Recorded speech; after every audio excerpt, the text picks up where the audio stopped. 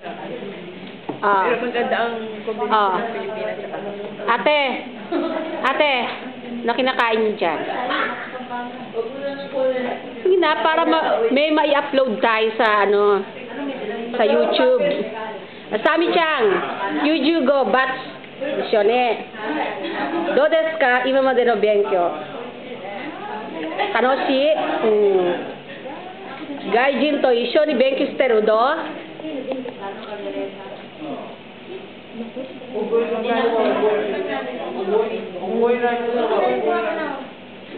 Oh, Madonna.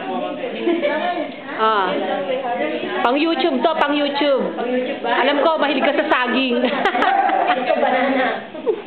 Yung inaan niya talaga yung may araw niya. Yung pinaka-dagin na. Yun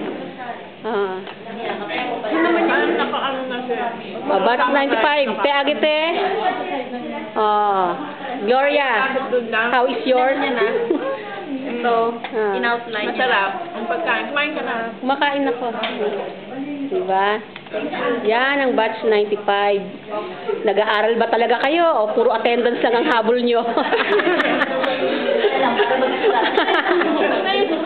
Siguro ikaw yun. Oo, syempre, no?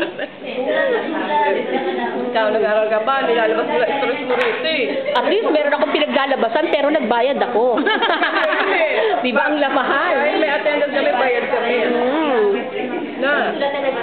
Wala naman dito. Nagsulat lang, nandito lang. Okay lang yan.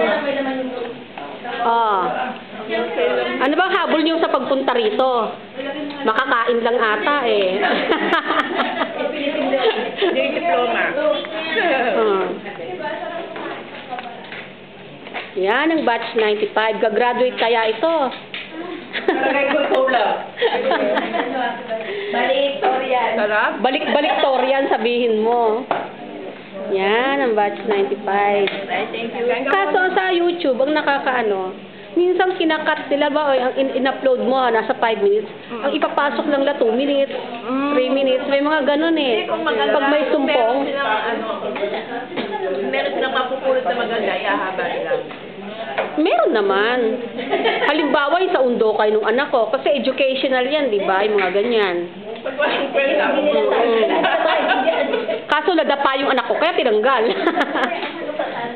Ito yung mga nabusog na ba? Ano ulam nyo? Di ba? Madam, humarap ka naman dito isang bagsak nang ma-publish ka sa YouTube. Okay. Diba? Oh, talagang Philippine food is the best, ha?